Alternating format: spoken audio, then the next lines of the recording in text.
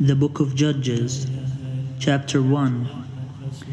After the death of Joshua, the Israelites inquired of the Lord, "Who shall go up first for us against the Canaanites, to fight against them?"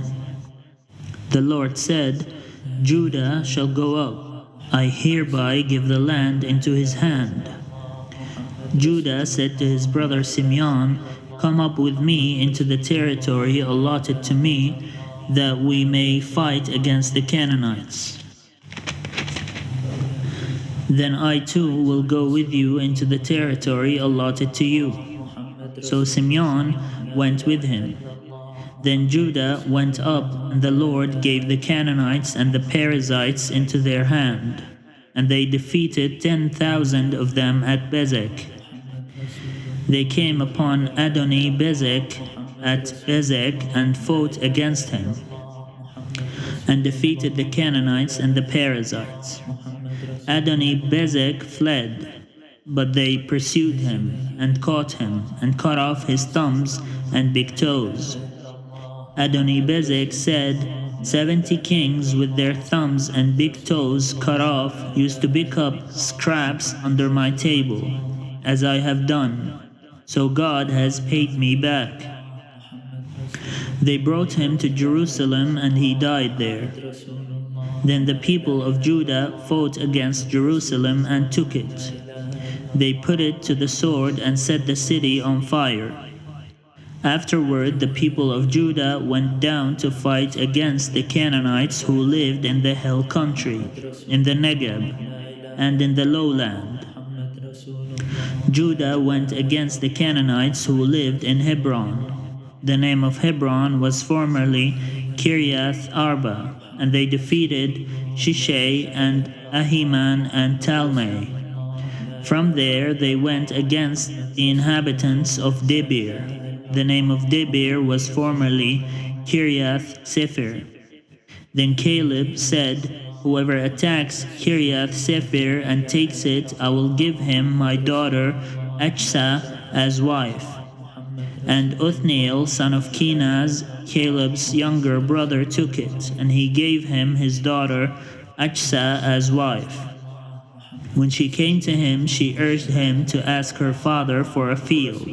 As she dismounted from her donkey, Caleb said to her, "What do you wish?" She said to him, "Give me a present, since you have set me in the land of the Negeb. Give me also Geloth Maim." So Caleb gave her Upper Goloth and Lower Goloth. The descendants of Hobab the Kenite, Moses' father-in-law, went up with the people of Judah from the city of palms into the wilderness of Judah, which lies in the Negeb near Arad. Then they went and settled with the Amalekites. Judah went with his brother Simeon, and they defeated the Canaanites who inhabited Zephath, and devoted it to destruction. So the city was called Hormah. Judah took Gaza with its territory, Ashkelon with its territory, and Ekron with its territory. The Lord was with Judah, and he took possession of the hill country, but could not drive out the inhabitants of the plain, because they had chariots of iron. Hebron was given to Caleb, as Moses had said, and he drove out from it the 3 sons of Anak. But the Benjaminites did not drive out the Jebusites who lived in Jerusalem. So the Jebusites have lived in Jerusalem among the Benjaminites to this day. The house of Joseph also went up against Bethel, and the Lord was with them. The house of Joseph sent out spies to Bethel. The name of the city was formerly Luz. When the spies saw a man coming out of the city, they said to him, "Show us the way into the city, and we will deal kindly with you." So he showed them the way into the city, and they put the city to the sword. But they let the man and all his family go. So the man went to the land of the Hittites and built a city, and named it Luz. That is its name to this day. Manasseh did not drive out the inhabitants of Beth Shean and its villages, or Tanakh and its villages, or the inhabitants of Dur and its villages, or the inhabitants of Ibleam and its villages, or the inhabitants of Megiddo and its villages. But the Canaanites continued to live in that land. When Israel grew strong, they put the Canaanites to forced labor, but did not in fact drive them out. And Ephraim did not drive out the Canaanites who lived in Gezer, but the Canaanites lived among them in Gezer. Zebulun did not drive out the inhabitants of Kitron, or the inhabitants of Nahalol, but the Canaanites lived among them, and became subject to forced labor. Asher did not drive out the inhabitants of Akko, or the inhabitants of Sidon, or of Ahlab, or of Achzib, or of Hilbah, or of Aphik, or of Rehob. But the Asherites lived among the Canaanites, the inhabitants of the land, for they did not drive them out. Naphtali did not drive out the inhabitants of Beth Shemesh, or the inhabitants of Beth Anath, but lived among the Canaanites, the inhabitants of the land. Nevertheless, the inhabitants of Beth Shemesh and of Beth Anath became subject to forced labor for them. The Amorites pressed the Danites back into the hill country. They did not allow them to come down to the plain. The Amorites continued to live in Har Heres, in Aijalon, and in Shalbim. But the hand of the house of Joseph rested heavily on them, and they became subject to forced labor. The border of the Amorites ran from the ascent of Akrabim, from Sela and upward. Chapter 2. Now the angel of the Lord went up from Gilgal to Bochim, and said, I brought you up from Egypt, and brought you into the land that I had promised to your ancestors. I said, I will never break my covenant with you. For your part, do not make a covenant with the inhabitants of this land. Tear down their altars, but you have not obeyed my command. See what you have done? So now I say I will not drive them out before you, but they shall become adversaries to you, and their gods shall be a snare to you. When the angel of the Lord spoke these words to all the Israelites, the people lifted up their voices and wept. So they named that place Bochim, and there they sacrificed to the Lord. When Joshua dismissed the people, the Israelites all went to their own inheritances to take possession of the land. The people worshipped the Lord all the days of Joshua, and all the days of the elders who outlived Joshua, who had seen all the great work that the Lord had done for Israel. Joshua, son of Nun, the servant of the Lord, died at the age of 110 years. So they buried him within the bounds of his inheritance in Timnah Heres, in the hill country of Ephraim, north of Mount Gash. Moreover, that whole generation was gathered to their ancestors, and another generation grew up after them, who did not know the Lord or the work that he had done for Israel. Then the Israelites did what was evil in the sight of the Lord, and worshipped the Baals. And they abandoned the Lord, the God of their ancestors, who had brought them out of the land of Egypt. They followed other gods from among the gods of the peoples who were all around them, and bowed down to them, and they provoked the Lord to anger. They abandoned the Lord and worshipped Baal and the Astartes.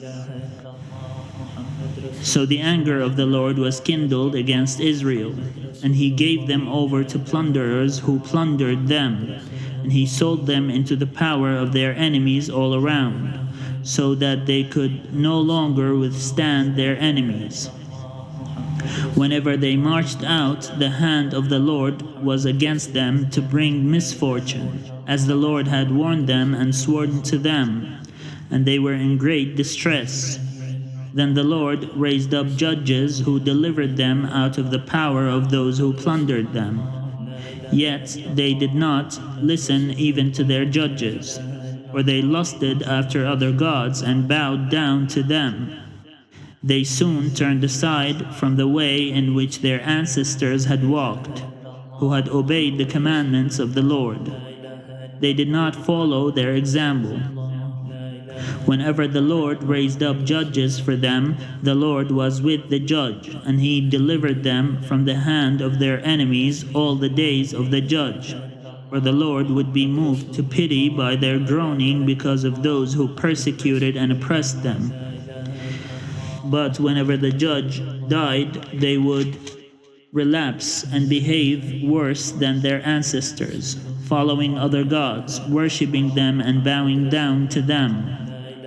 They would not drop any of their practices or their stubborn ways. So the anger of the Lord was kindled against Israel. And he said, "Because this people have transgressed my covenant that I commanded their ancestors and have not obeyed my voice, I will no longer drive out before them any of the nations that Joshua left when he died, in order to test Israel whether or not they would take care to walk in the way of the Lord as their ancestors did. The Lord had left those nations, not driving them out at once, and had not handed them over to Joshua." Chapter 3. Now these are the nations that the Lord left to test all those in Israel who had no experience of any war in Canaan. It was only that successive generations of Israelites might know war, to teach those who had no experience of it before. The 5 lords of the Philistines, and all the Canaanites, and the Sidonians, and the Hivites who lived on Mount Lebanon, from Mount Baal Hermon as far as Lebo Hamath. They were for the testing of Israel, to know whether Israel would obey the commandments of the Lord, which he commanded their ancestors by Moses. So the Israelites lived among the Canaanites, the Hittites, the Amorites, the Perizzites, the Hivites, and the Jebusites. And they took their daughters as wives for themselves, and their own daughters they gave to their sons, and they worshipped their gods. The Israelites did what was evil in the sight of the Lord, forgetting the Lord their God, and worshipping the Baals and the Asherahs. Therefore the anger of the Lord was kindled against Israel, and he sold them into the hand of King Cushan Rishathaim of Aram Naharaim.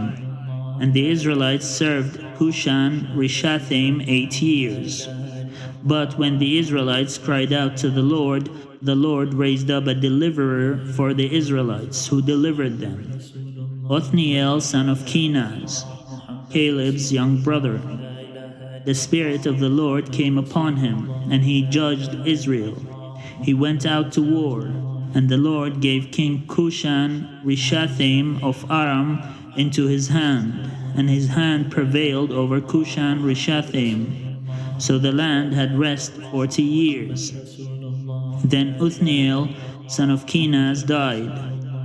The Israelites again did what was evil in the sight of the Lord, and the Lord strengthened King Eglon of Moab against Israel, because they had done what was evil in the sight of the Lord. In alliance with the Ammonites and the Amalekites, he went and defeated Israel, and they took possession of the city of palms. So the Israelites served King Eglon of Moab 18 years. But when the Israelites cried out to the Lord raised up for them a deliverer, Ehud, son of Gera, the Benjaminites, a left-handed man. The Israelites sent tribute by him to King Eglon of Moab. Ehud made for himself a sword with 2 edges, a cubit in length, and he fastened it on his right thigh under his clothes. Then he presented the tribute to King Eglon of Moab. Now Eglon was a very fat man. When Ehud had finished presenting the tribute, he sent the people who carried the tribute on their way. But he himself turned back at the sculptured stones near Gilgal and said, I have a secret message for you, O king. So the king said, Silence. And all his attendants went out from his presence. Ehud came to him while he was sitting alone in his cool roof chamber and said, I have a message from God for you. So he rose from his seat. Then Ehud reached with his left hand, took the sword from his right thigh, and thrust it into Eglon's belly. The hilt also went in after the blade, and the fat closed over the blade, for he did not draw the sword out of his belly, and the dirt came out. Then Ehud went out into the vestibule and closed the doors of the roof chamber on him, and locked him. After he had gone, the servants came. When they saw that the doors of the roof chamber were locked, they thought he must be relieving himself in the cool chamber. So they waited until they were embarrassed. When he still did not open the doors of the roof chamber, they took the key and opened them.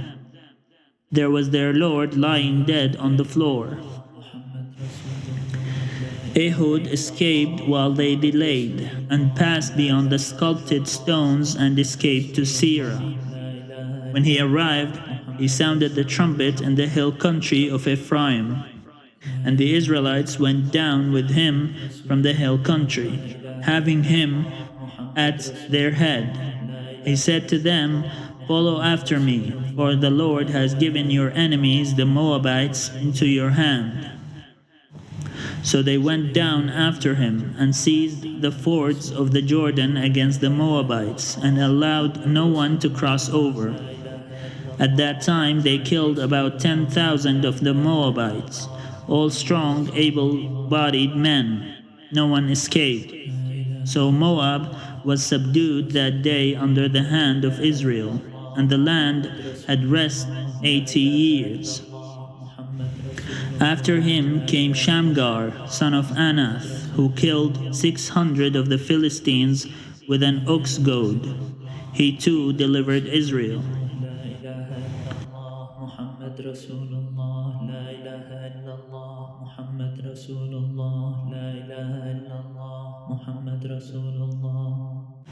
Chapter 4. The Israelites again did what was evil in the sight of the Lord. After Ehud died, so the Lord sold them into the hand of King Jabin of Canaan, who reigned in Hazor. The commander of his army was Sisera, who lived in Harosheth ha-Goyim. Then the Israelites cried out to the Lord for help, for he had 900 chariots of iron, and had oppressed the Israelites cruelly 20 years. At that time, Deborah, a prophetess, wife of Lapidoth, was judging Israel. She used to sit under the palm of Deborah between Ramah and Bethel, in the hill country of Ephraim. And the Israelites came up to her for judgment.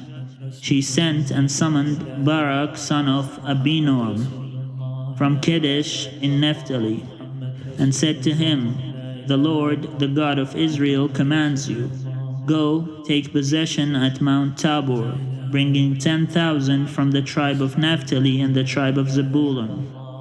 I will draw out Sisera, the general of Jabin's army, to meet you by the Wadi Kishon, with his chariots and his troops, and I will give him into your hand.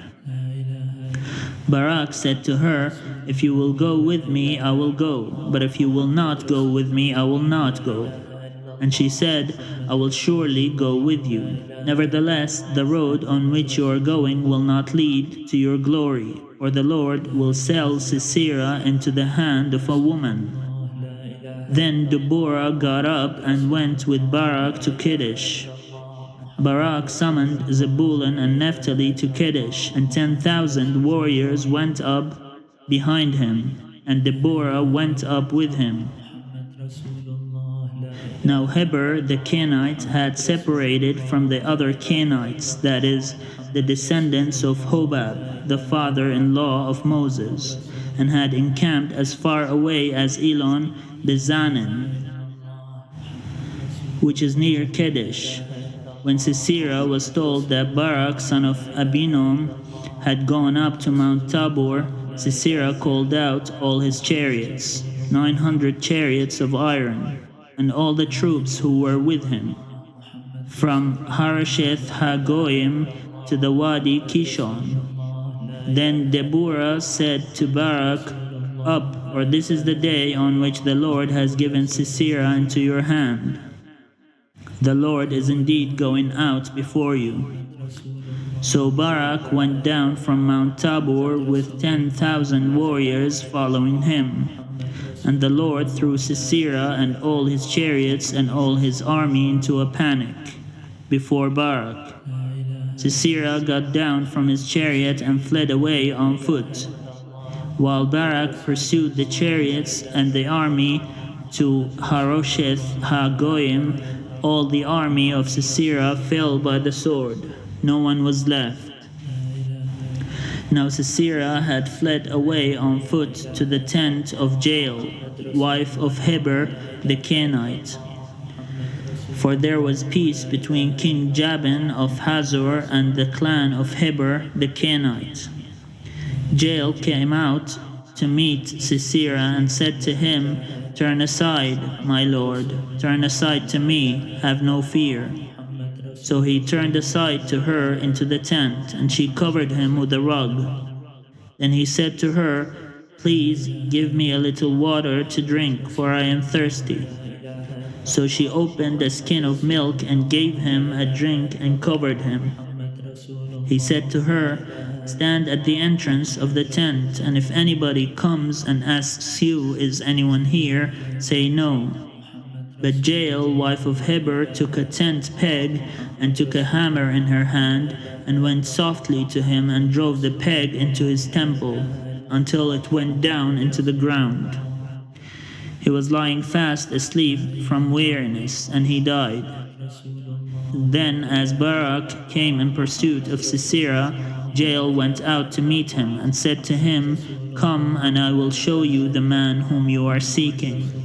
So he went into her tent, and there was Sisera, lying dead, with the tent peg in his temple.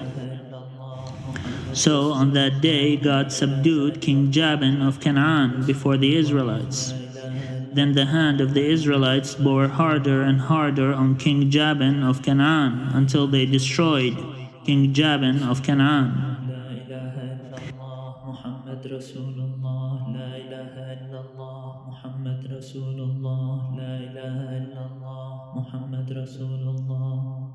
Chapter 5. Then Deborah and Barak son of Abinom sang on that day, saying, "When locks are long in Israel, when the people offer themselves willingly, bless the Lord. Hear, O kings, give ear, O princes, to the Lord I will sing. I will make melody to the Lord, the God of Israel. Lord, when you went out from Seir, when you marched from the region of Edom, the earth trembled and the heavens poured. The clouds indeed poured water. The mountains quaked before the Lord, the one of Sinai, before the Lord, the God of Israel. In the days of Shamgar, son of Anath, in the days of Jael, caravans ceased, and travelers kept to the byways. The peasantry prospered in Israel. They grew fat on plunder, because you arose, Deborah, arose as a mother in Israel. Was shield or spear to be seen among 40,000 in Israel? My heart goes out to the commanders of Israel who offered themselves willingly among the people. Bless the Lord.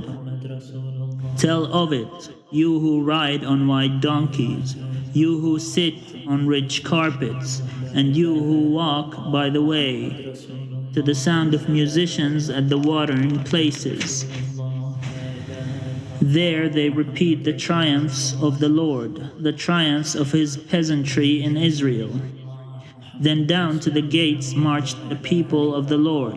Awake, awake, Deborah. Awake, awake, utter a song. Arise, Barak, lead away your captives, O son of Abinom. Then down marched the remnant of the noble. The people of the Lord marched down for him against the mighty.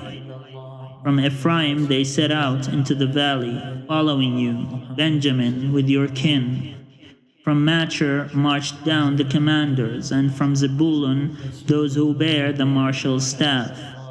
The chiefs of Issachar came with Deborah, and Issachar faithful to Barak. Into the valley they rushed out at his heels, among the clans of Reuben. There were great searchings of heart. Why did you tarry among the sheepfolds, to hear the piping for the flocks? Among the clans of Reuben, there were great searchings of heart. Gilead stayed beyond the Jordan, and Dan, why did he abide with the ships? Asher sat still at the coast of the sea, settling down by his landings. Zebulun is a people that scorn death. Naphtali too on the heights of the field. The kings came, they fought. Then fought the kings of Canaan. Tanakh by the waters of Megiddo, they got no spoils of silver. The stars fought from heaven, from their courses they fought against Sisera. The torrent Kishon swept them away, the onrushing torrent, the torrent Kishon. March on, my soul, with might. Then loud beat the horse's hooves, with the galloping of his steeds. Curse Meroz, says the angel of the Lord. Curse bitterly its inhabitants, because they did not come to the help of the Lord against the mighty. Most blessed of women be Jael, the wife of Heber the Kenite, of tent-dwelling women most blessed. He asked water, and she gave him milk. She brought him curds in a lordly bowl. She put her hand to the tent peg, and her right hand to the workman's mallet. She struck Sisera a blow. She crushed his head. She shattered and pierced his temple. He sank, he fell, he lay still at her feet. At her feet he sank, he fell. Where he sank, there he fell dead. Out of the window she peered. The mother of Sisera gazed through the lattice. Why is his chariot so long in coming? Why tarry the hoofbeats of his chariots? Her wisest ladies make answer. Indeed, she answers the question herself. Are they not finding and dividing the spoil? A girl or two for every man. Spoil of dyed stuffs for Sisera.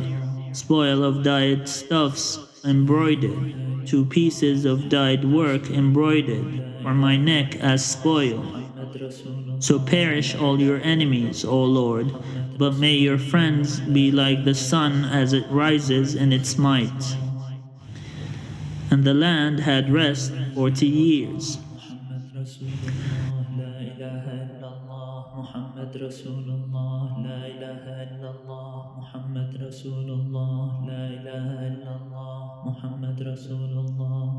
Chapter 6. The Israelites did what was evil in the sight of the Lord, and the Lord gave them into the hand of Midian 7 years. The hand of Midian prevailed over Israel, and because of Midian the Israelites provided for themselves hiding places in the mountains, caves and strongholds. For whenever the Israelites put in seed, the Midianites and the Amalekites and the people of the east would come up against them. They would encamp against them and destroy the produce of the land, as far as the neighborhood of Gaza, and leave no sustenance in Israel, and no sheep or ox or donkey. For they and their livestock would come up, and they would even bring their tents as thick as locusts. Neither they nor their camels could be counted. So they wasted the land as they came in. Thus Israel was greatly impoverished because of Midian, and the Israelites cried out to the Lord for help. When the Israelites cried out to the Lord on account of the Midianites, the Lord sent a prophet to the Israelites, and he said to them, "Thus says the Lord, the God of Israel, I led you up from Egypt and brought you out of the house of slavery, and I delivered you from the hand of the Egyptians and from the hand of all who oppressed you, and drove them out before you, and gave you their land. And I said to you, I am the Lord your God. You shall not pay reverence to the gods of the Amorites, in whose land you live, but you have not given heed to my voice." Now the angel of the Lord came and sat under the oak at Ophrah, which belonged to Joash the Abiezrite, as his son Gideon was beating out wheat in the winepress to hide it from the Midianites. The angel of the Lord appeared to him and said to him, "The Lord is with you, you mighty warrior."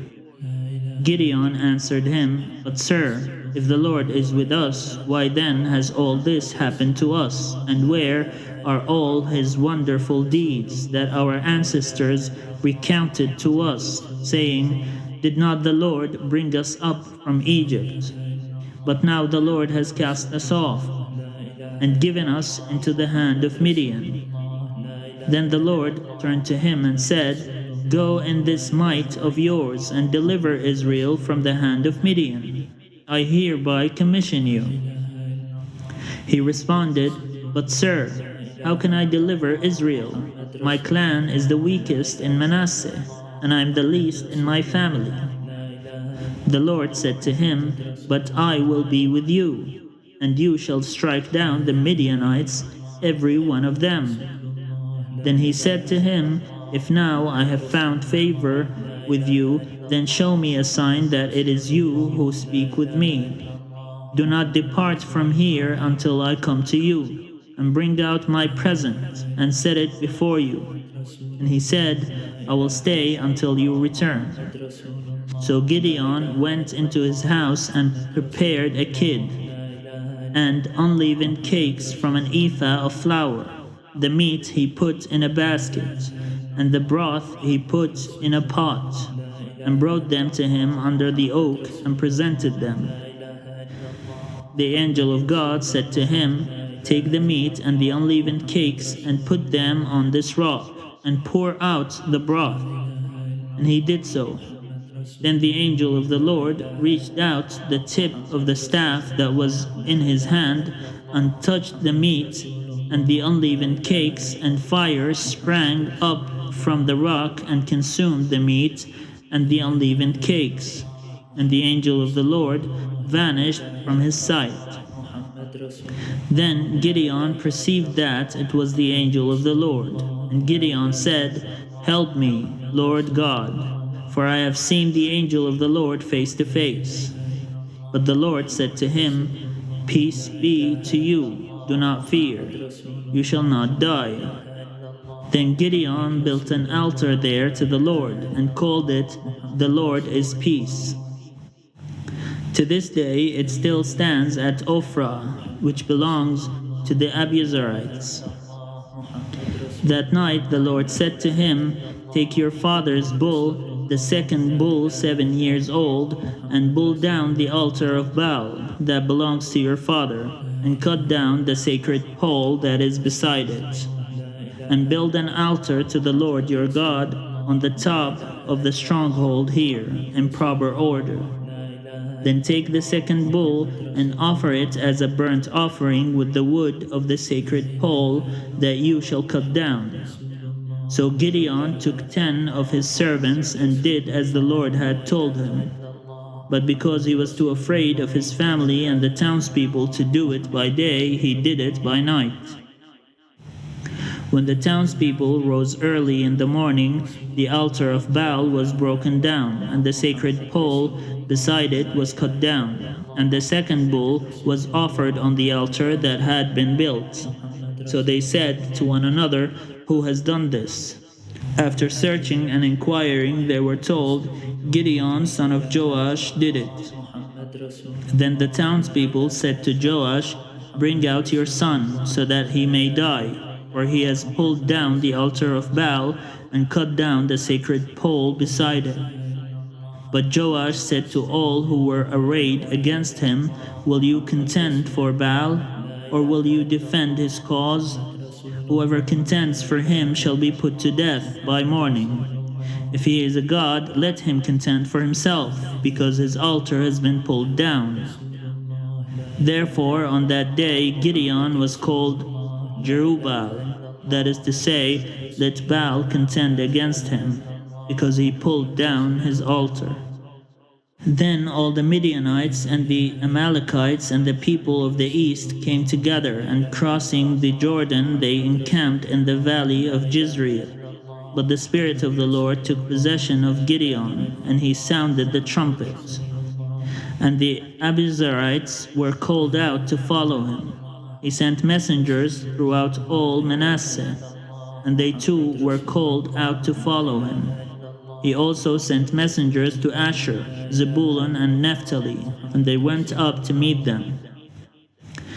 Then Gideon said to God, "In order to see whether you will deliver Israel by my hand, as you have said, I am going to lay a fleece of wool on the threshing floor.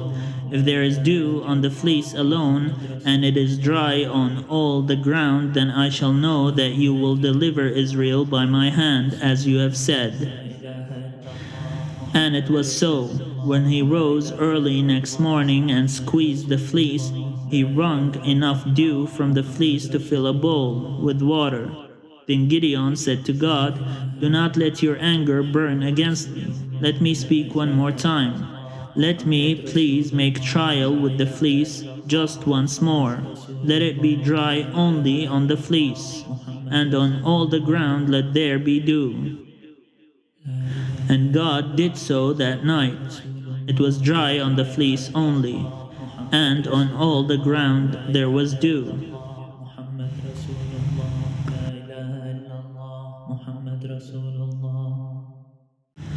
Chapter 7. Then Jerubbaal, that is Gideon, and all the troops that were with him rose early, and encamped beside the spring of Harod. And the camp of Midian was north of them, below the hill of Moreh in the valley. The Lord said to Gideon, "The troops with you are too many for me to give the Midianites into their hand. Israel would only take the credit away from me, saying, 'My own hand has delivered me.' Now therefore proclaim this in the hearing of the troops. Whoever is fearful and trembling, let him return home." Thus Gideon sifted them out. 22,000 returned, and 10,000 remained. Then the Lord said to Gideon, "The troops are still too many. Take them down to the water, and I will sift them out for you there. When I say, 'This one shall go with you,' he shall go with you, and when I say, 'This one shall not go with you,' he shall not go with you." So he brought the troops down to the water, and the Lord said to Gideon, "All those who lap the water with their tongues, as a dog laps, you shall put to one side. All those who kneel down to drink, putting their hands to their mouths, you shall put to the other side." The number of those that lapped was 300, but all the rest of the troops knelt down to drink water. Then the Lord said to Gideon, "With the 300 that lapped I will deliver you, and give the Midianites into your hand. Let all the others go to their homes." So he took the jars of the troops from their hands, and their trumpets, and he sent all the rest of Israel back to their own tents, but retained the 300. The camp of Midian was below him in the valley. That same night the Lord said to him, "Get up, attack the camp, for I have given it into your hand. But if you fear to attack, go down to the camp with your servant Purah, and you shall hear what they say. And afterward your hands shall be strengthened to attack the camp." Then he went down with his servant Purah to the outposts of the armed men that were in the camp. The Midianites and the Amalekites and all the people of the east lay along the valley as thick as locusts, and their camels were without number, countless as the sand on the seashore. When Gideon arrived, there was a man telling a dream to his comrade, and he said, "I had a dream, and in it a cake of barley bread tumbled into the camp of Midian, and came to the tent, and struck it so that it fell. It turned upside down, and the tent collapsed." And his comrade answered, "This is no other than the sword of Gideon, son of Joash, a man of Israel. Into his hand God has given Midian and all the army."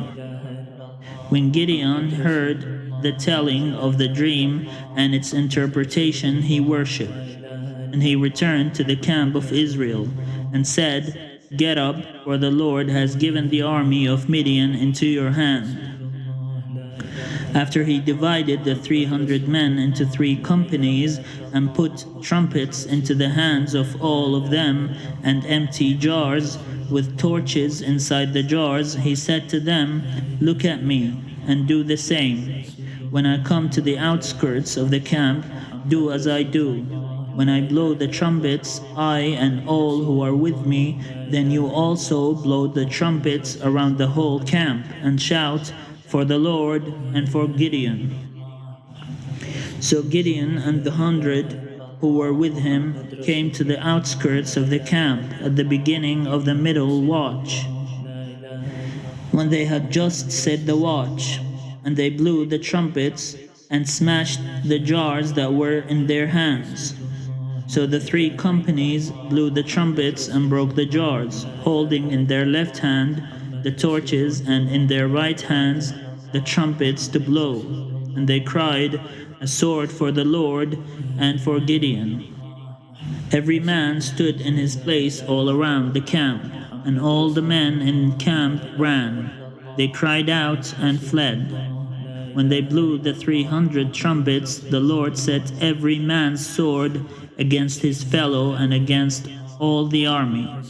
And the army fled as far as Beth Shittah towards Zerara, as far as the border of Abel Meholah by Tebbath.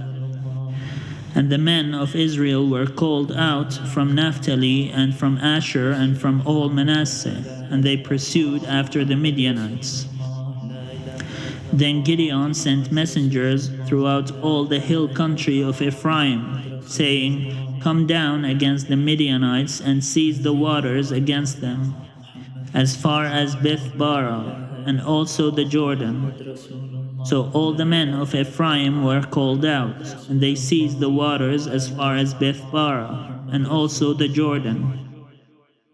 They captured the 2 captains of Midians, Oreb and Zeeb. They killed Oreb at the rock of Oreb, and Zeeb they killed at the winepress of Zeeb, as they pursued the Midianites. They brought the heads of Oreb and Zeeb to Gideon beyond the Jordan.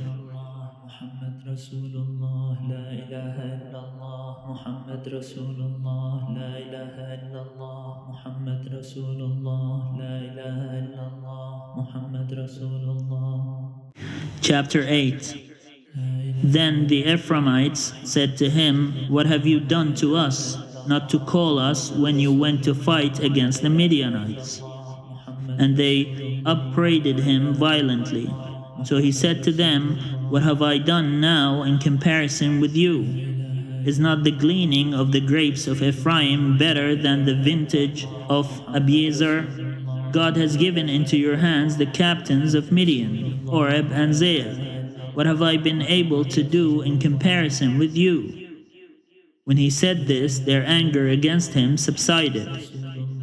Then Gideon came to the Jordan and crossed over, he and the 300 who were with him, exhausted and famished.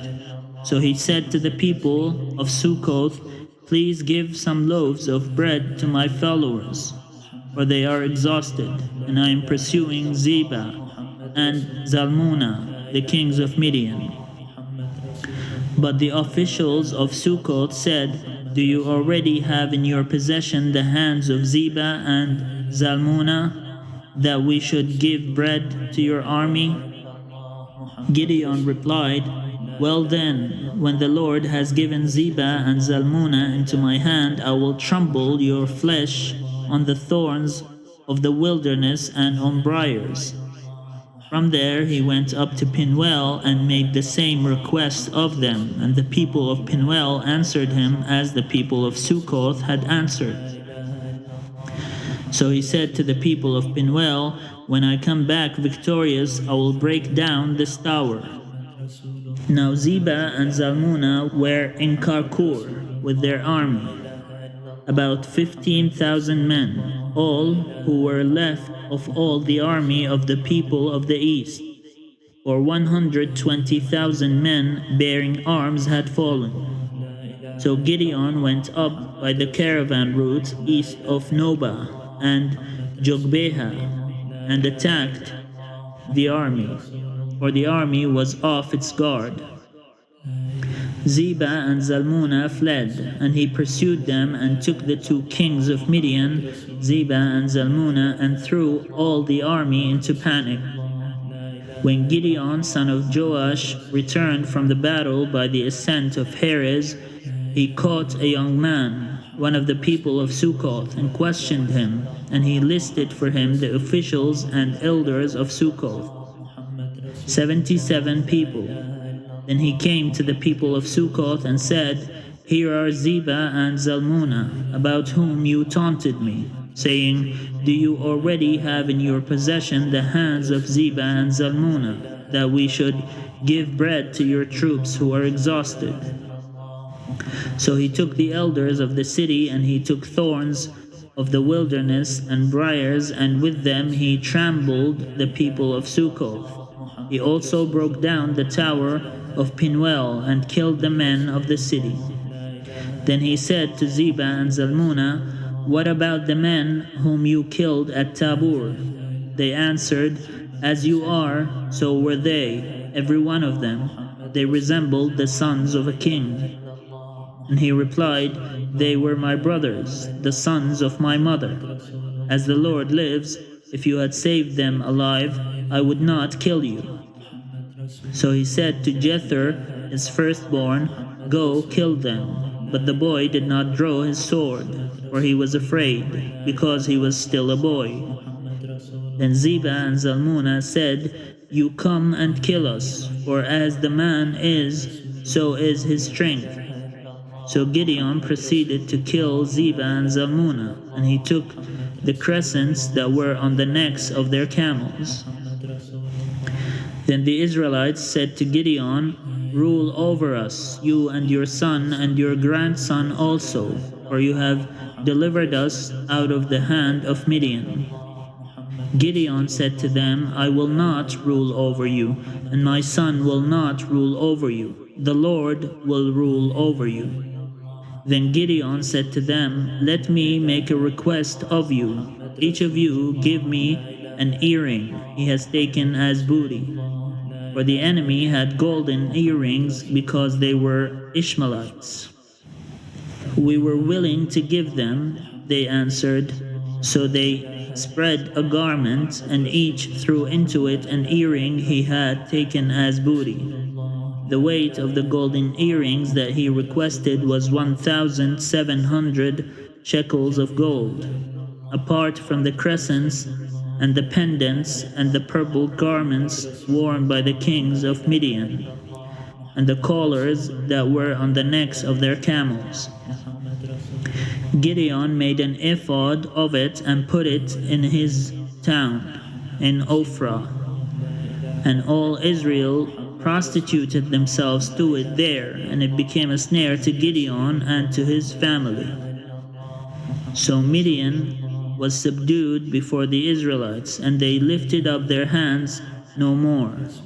So the land had rested 40 years in the days of Gideon. Jerubbaal, son of Joash, went to live in his own house. Now Gideon had 70 sons, his own offspring, for he had many wives. His concubine, who was in Shechem, also bore him a son, and he named him Abimelech. Then Gideon, son of Joash, died at a good old age, and was buried in the tomb of his father Joash at Ophrah of the Abiezrites. As soon as Gideon died, the Israelites relapsed and prostituted themselves with the Baals, making Baal-berith their god. The Israelites did not remember the Lord their God, who had rescued them from the hand of all their enemies on every side. And they did not exhibit loyalty to the house of Jerubbaal, that is Gideon, in return for all the good that he had done to Israel.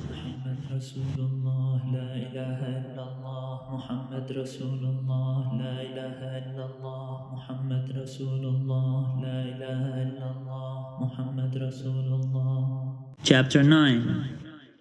Now Abimelech, son of Jerubbaal, went to Shechem, to his mother's kinsfolk, and said to them, and to the whole clan of his mother's family, Say in the hearing of all the lords of Shechem, which is better for you, that all 70 of the sons of Jerubbaal rule over you, or that one rule over you?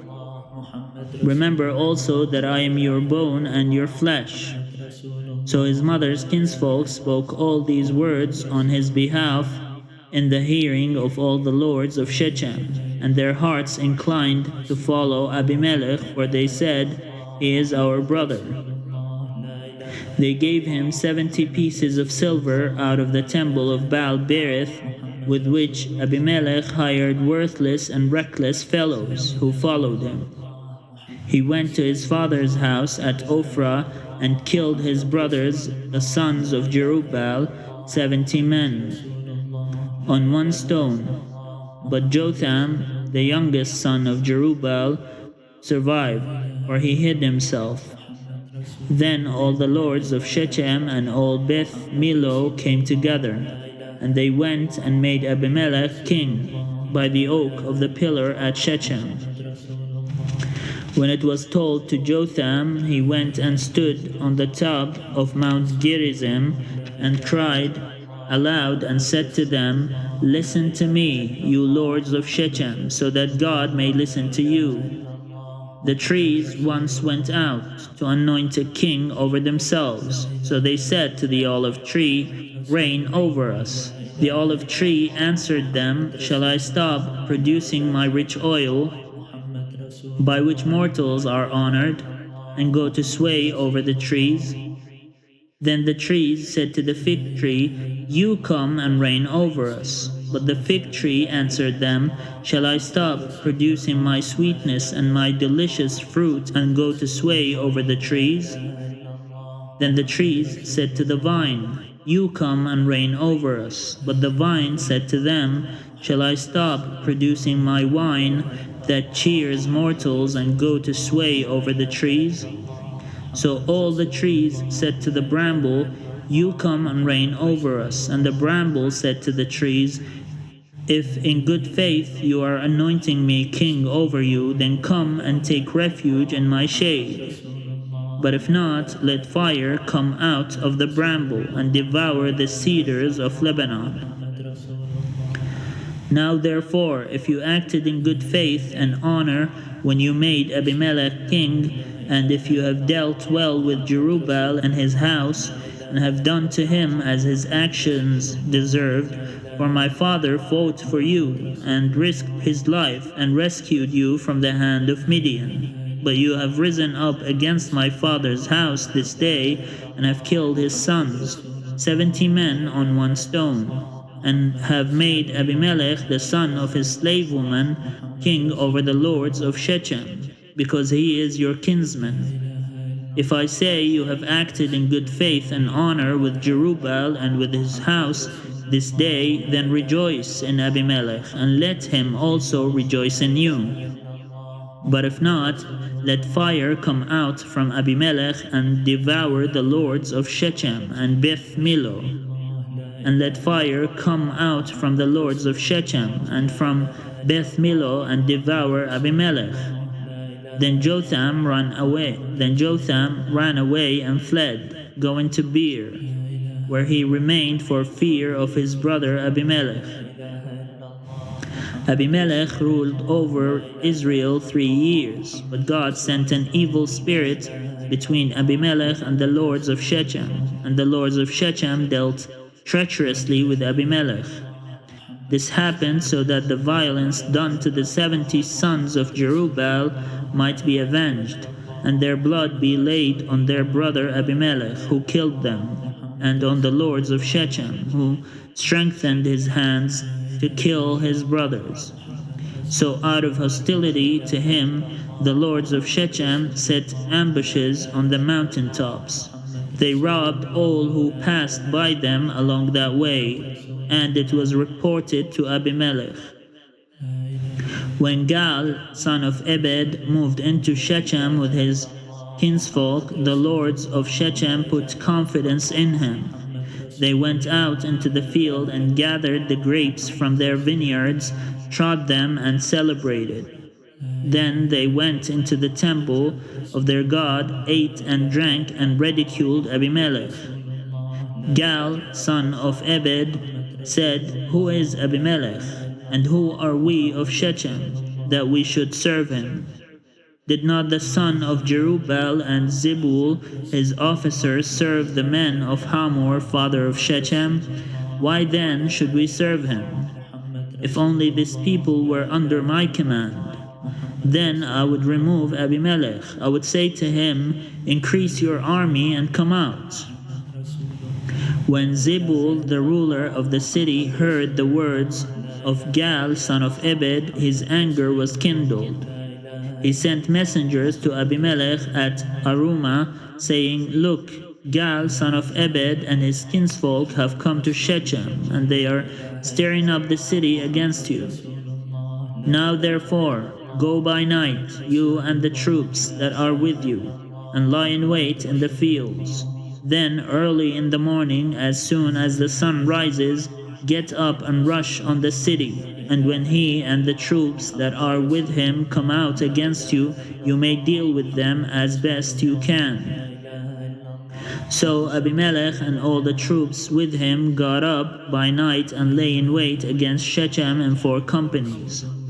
When Gal, son of Ebed, went out and stood in the entrance of the gate of the city, Abimelech and the troops with him rose from the ambush. And when Gal saw them, he said to Zebul, "Look, people are coming down from the mountain tops." And Zebul said to him, "The shadows on the mountains look like people to you." Gal spoke again and said, "Look, people are coming down from Tabor Erez, and 1 company is coming from the direction of Elon Meonanim." Then Zebul said to him, "Where is your boast now? You who said, 'Who is Abimelech, that we should serve him?'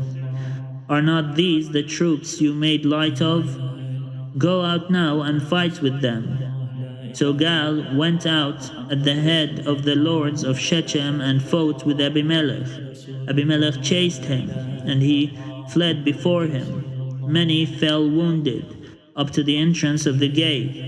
So Abimelech resided at Arumah, and Zebul drove out Gal and his kinsfolk, so that they could not live on at Shechem. On the following day, the people went out into the fields. When Abimelech was told, he took his troops and divided them into 3 companies, and lay in wait in the fields. When he looked and saw the people coming out of the city, he rose against them and killed them. Abimelech and the company that was with him rushed forward and stood at the entrance of the gate of the city, while the 2 companies rushed on all who were in the fields and killed him.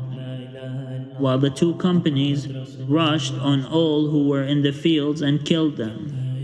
Abimelech fought against the city all that day. He took the city and killed the people that were in it, and he razed the city and sowed it with salt. When all the lords of the tower of Shechem heard of it, they entered the stronghold of the temple of El-Berith. Abimelech was told that all the lords of the tower of Shechem were gathered together. So Abimelech went up to Mount Zalmon, he and all the troops that were with him. Abimelech took an axe in his hand, cut down a bundle of brushwood, and took it up and laid it on his shoulder. Then he said to the troops with him, "What you have seen me do, do quickly, as I have done." So every one of the troops cut down a bundle and, following Abimelech, put it against the stronghold. And they set the stronghold on fire over them, so that all the people of the tower of Shechem also died, about 1,000 men and women. Then Abimelech went to Thebez and encamped against Thebez and took it. But there was a strong tower within the city, and all the men and women and all the lords of the city fled to it and shut themselves in, and they went to the roof of the tower. Abimelech came to the tower and fought against it, and came near to the entrance of the tower to burn it with fire.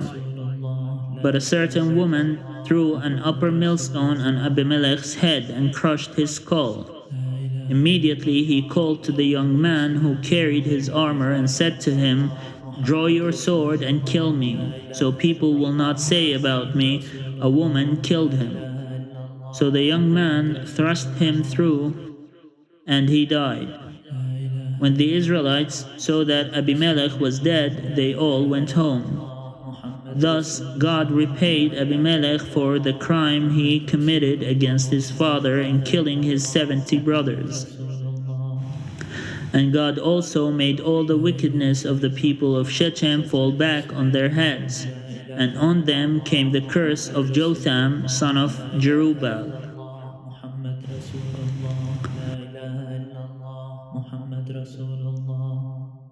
Chapter 10. After Abimelech, Tola, son of Boa, son of Dodo, a man of Issachar, who lived at Shamir in the hill country of Ephraim, rose to deliver Israel. He judged Israel 23 years. Then he died, and was buried at Shamir. After him came Jair the Gileadite, who judged Israel 22 years. He had 30 sons who rode on 30 donkeys, and they had 30 towns, which are in the land of Gilead, and are called Havoth Jair to this day. Jair died and was buried in Kamun. The Israelites again did what was evil in the sight of the Lord, worshipping the Baals and the Astartes, the gods of Aram, the gods of Sidon, the gods of Moab, the gods of the Ammonites, and the gods of the Philistines. Thus they abandoned the Lord and did not worship him. So the anger of the Lord was kindled against Israel, and he sold them into the hands of the Philistines and into the hand of the Ammonites. And they crushed and oppressed the Israelites that year. For 18 years they oppressed all the Israelites that were beyond the Jordan in the land of the Amorites, which is in Gilead. The Ammonites also crossed the Jordan to fight against Judah and against Benjamin and against the house of Ephraim, so that Israel was greatly distressed. So the Israelites cried to the Lord, saying, "We have sinned against you, because we have abandoned our God and have worshipped the Baals." And the Lord said to the Israelites, "Did I not deliver you from the Egyptians, and from the Amorites, from the Ammonites, and from the Philistines? The Sidonians also, and the Amalekites, and the Maonites oppressed you. And you cried to me, and I delivered you out of their hand. Yet you have abandoned me and worshipped other gods. Therefore I will deliver you no more."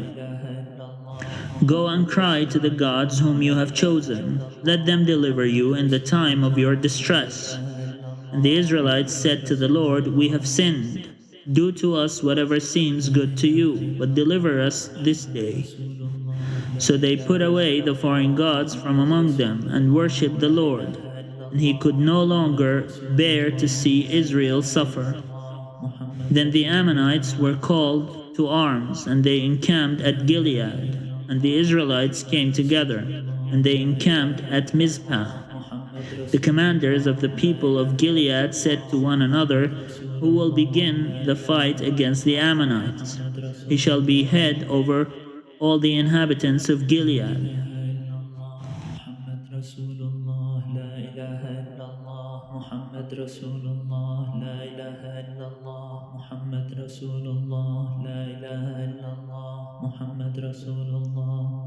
Chapter 11.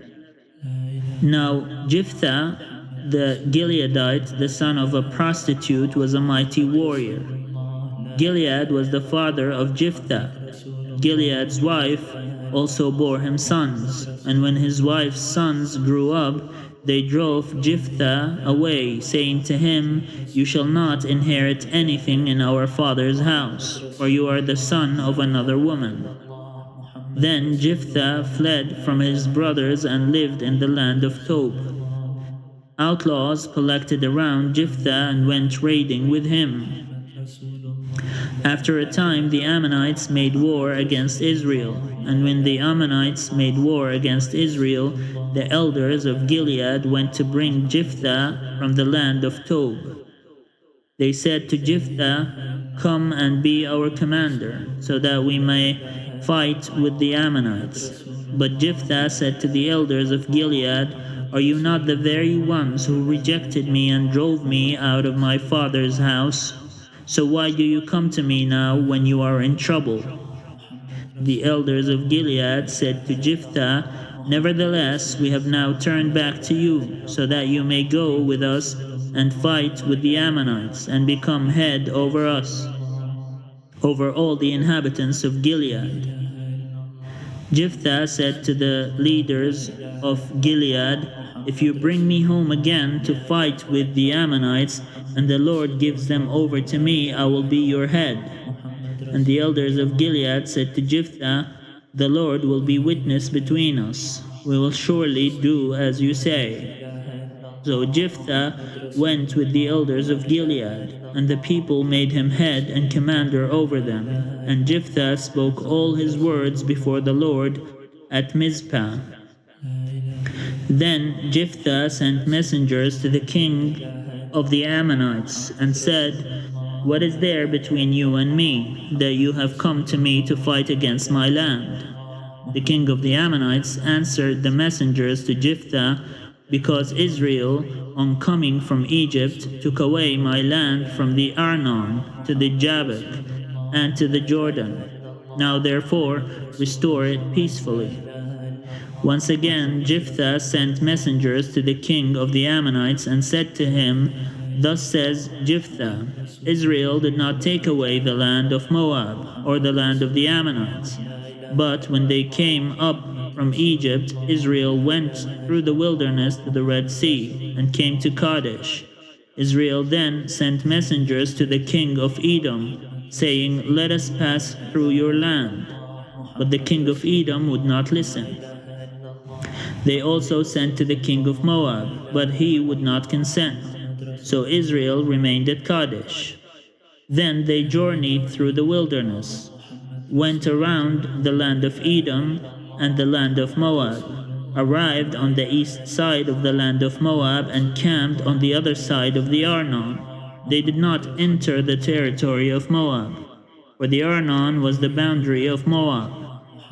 Israel then sent messengers to King Sihon of the Amorites, king of Heshbon, and Israel said to him, Let us pass through your land to our country.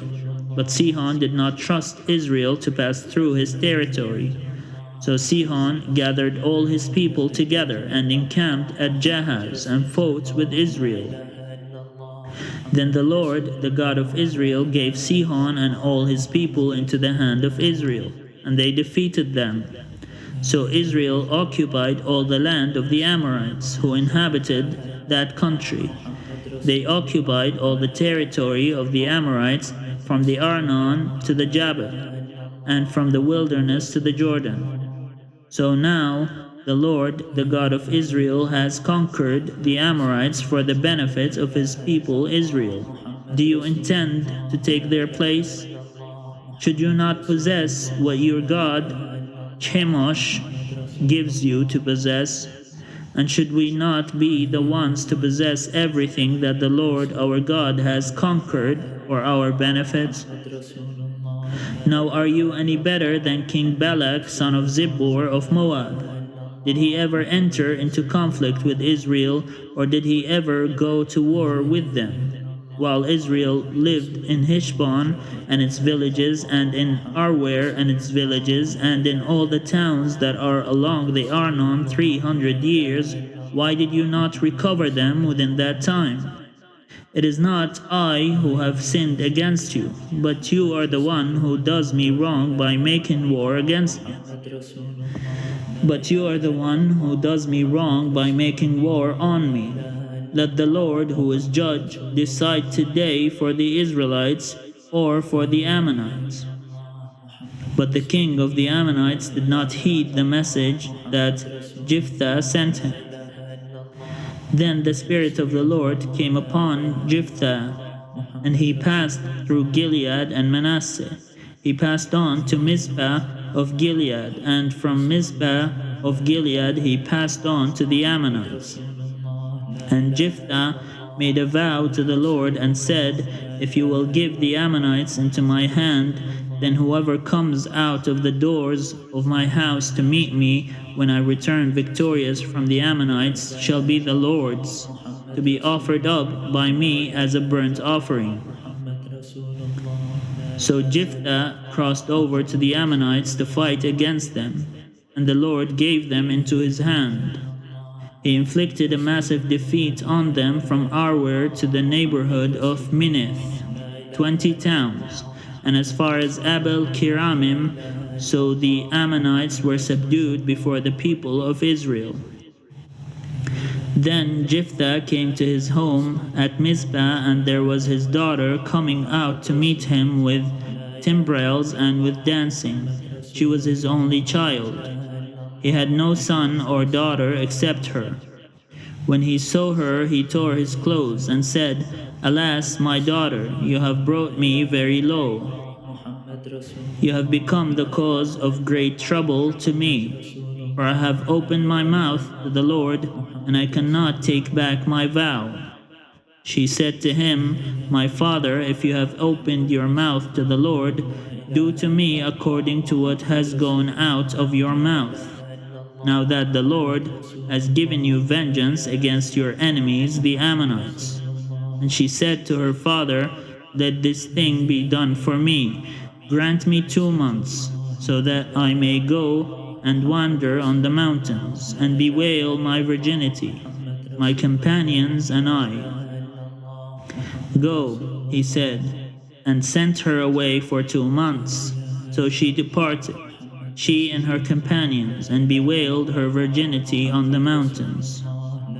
At the end of 2 months she returned to her father, who did with her according to the vow he had made. She had never slept with a man, so there arose an Israelite custom that for 4 days every year the daughters of Israel would go out to lament the daughter of Jephthah the Gileadite. Chapter 12. The men of Ephraim were called to arms, and they crossed to Zaphon, and said to Jephthah, Why did you cross over to fight against the Ammonites, and did not call us to go with you? We will burn your house down over you. Jephthah said to them, My people and I were engaged in conflict with the Ammonites who oppressed us severely. But when I called you, you did not deliver me from their land. When I saw that you would not deliver me, I took my life in my hand and crossed over against the Ammonites, and the Lord gave them into my hand. Why then have you come up to me this day to fight against me? Then Jephthah gathered all the men of Gilead and fought with Ephraim. And the men of Gilead defeated Ephraim, because they said, "You are fugitives from Ephraim, you Gileadites, in the heart of Ephraim and Manasseh." Then the Gileadites took the fords of the Jordan against the Ephraimites. Whenever one of the fugitives of Ephraim said, "Let me go over," the men of Gilead would say to him, "Are you an Ephraimite?" When he said no, they said to him, "Then say, Shibboleth."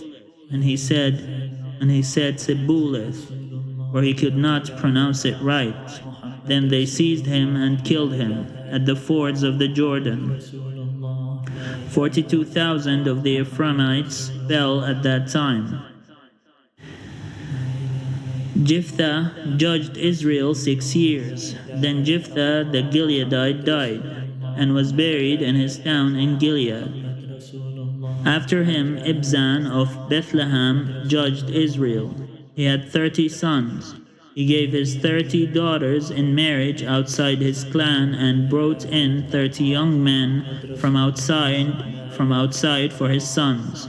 He judged Israel 7 years. Then Ibzan died, and was buried at Bethlehem. After him Elon the Zebulunite judged Israel, and he judged Israel 10 years. Then Elon the Zebulunite died, and was buried at Aijalon in the land of Zebulun.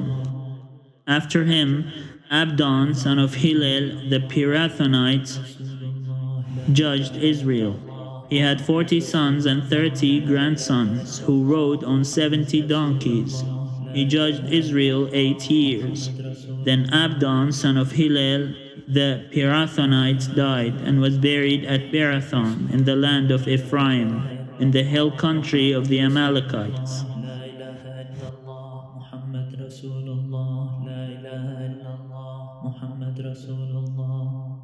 Chapter 13.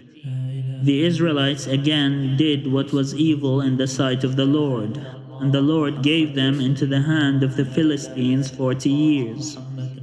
There was a certain man of Zorah, of the tribe of the Danites, whose name was Manoah. His wife was barren, having borne no children. And the angel of the Lord appeared to the woman and said to her, "Although you are barren, having borne no children, you shall conceive and bear a son. Now be careful not to drink wine or strong drink, or to eat anything unclean, for you shall conceive and bear a son. No razor is to come on his head, for the boy shall be a Nazirite to God from birth. It is he who shall begin to deliver Israel from the hand of the Philistines." Then the woman came and told her husband, "A man of God came to me, and his appearance was like that of an angel of God, most awe-inspiring. I did not ask him where he came from, and he did not tell me his name. But he said to me, 'You shall conceive and bear a son. So then, drink no wine or strong drink, and eat nothing unclean, for the boy shall be a Nazirite to God from birth to the day of his death.' Then Manoah entreated the Lord, and said, 'O Lord, I pray, let the man of God whom you sent come to us again and teach us what we are to do concerning the boy who will be born.' God listened to Manoah, and the angel of God came again to the woman as she sat in the field, but her husband Manoah was not with her. So the woman ran quickly and told her husband, 'The man who came to me the other day has appeared to me.' Manoah got up and followed his wife, and came to the man and said to him, 'Are you the man who spoke to this woman?' And he said, 'I am.' Then Manoah said, 'Now, when your words come true, what is to be the boy's rule of life? What is he to do?' The angel of the Lord said to Manoah, 'Let the woman give heed to all that I said to her. She may not eat of anything that comes from the vine. She is not to drink wine or strong drink, or eat any unclean thing. She is to observe everything that I commanded her.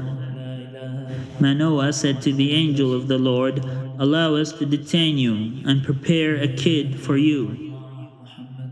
The angel of the Lord said to Manoah, "If you detain me, I will not eat your food. But if you want to prepare a burnt offering, then offer it to the Lord." For Manoah did not know that he was the angel of the Lord. Then Manoah said to the angel of the Lord, "What is your name, so that we may honor you when your words come true?" But the angel of the Lord said to him, "Why do you ask my name? It is too wonderful."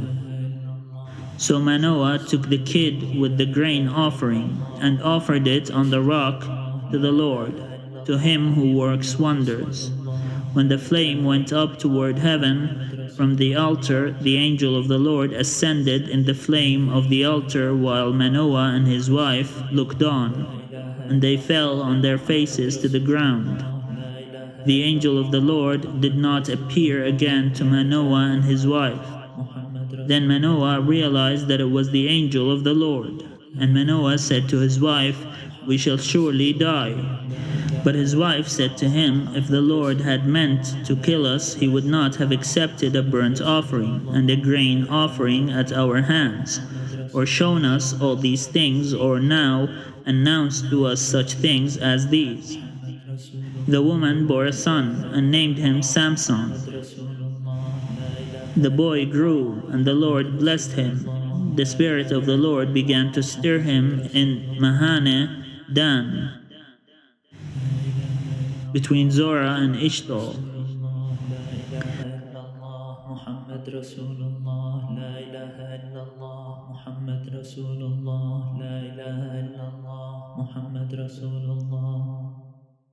Chapter 14. Once Samson went down to Timnah, and at Timnah he saw a Philistine woman.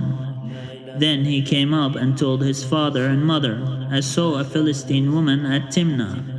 Now get her for me as my wife." But his father and mother said to him, "Is there not a woman among your kin or among all our people that you must go to take a wife from the uncircumcised Philistines?" But Samson said to his father, "Get her for me, because she pleases me." His father and mother did not know that this was from the Lord, for he was seeking a pretext to act against the Philistines. At that time, the Philistines had dominion over Israel. Then Samson went down from his father and mother to Timnah. When he came to the vineyards of Timnah, suddenly a young lion roared at him. The Spirit of the Lord rushed on him, and he tore the lion apart bare-handed, as one might tear apart a kid. But he did not tell his father or his mother what he had done. Then he went down and talked with the woman, and she pleased Samson. After a while he returned to marry her, and he turned aside to see the carcass of the lion, and there was a swarm of bees in the body of the lion, and honey. He scraped it out into his hands, and went on, eating as he went. When he came to his father and mother, he gave some to them, and they ate it. But he did not tell them that he had taken the honey from the carcass of the lion. His father went down to the woman, and Samson made a feast there, as the young men were accustomed to do. When the people saw him, they brought 30 companions to be with him. Samson said to them, "Let me now put a riddle to you. If you can explain it to me within the 7 days of the feast and find it out, then I will give you 30 linen garments and 30 festal garments. But if you cannot explain it to me, then you shall give me 30 linen garments and 30 festal garments." So they said to him, "Ask your riddle, let us hear it." He said to them, "Out of the eater came something to eat. Out of the strong came something sweet. But for 3 days they could not explain the riddle. On the fourth day they said to Samson's wife, "Coax your husband to explain the riddle to us, or we will burn you and your father's house with fire. Have you invited us here to impoverish us?" So Samson's wife wept before him, saying, "You hate me, you do not really love me. You have asked a riddle of my people, but you have not explained it to me."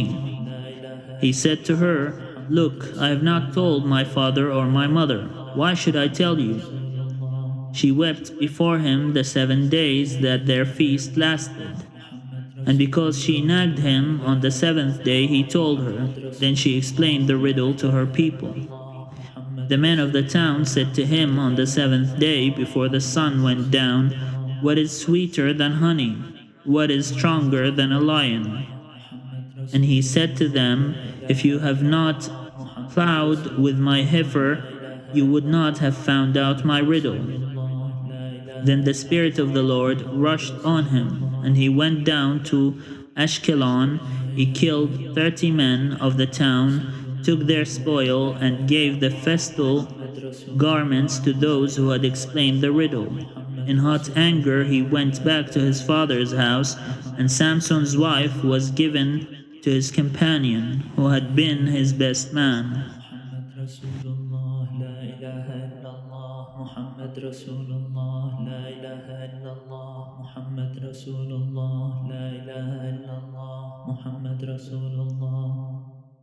Chapter 15. After a while, at the time of the wheat harvest, Samson went to visit his wife, bringing along a kid. He said, "I want to go into my wife's room." But her father would not allow him to go in. Her father said, "I was sure that you had rejected her, so I gave her to your companion. Is not her younger sister prettier than she? Why not take her instead?" Samson said to them, "This time when I do mischief to the Philistines, I will be without blame." So Samson went and caught 300 foxes, and took some torches, and he turned the fox's tail to tail, and put a torch between each pair of tails.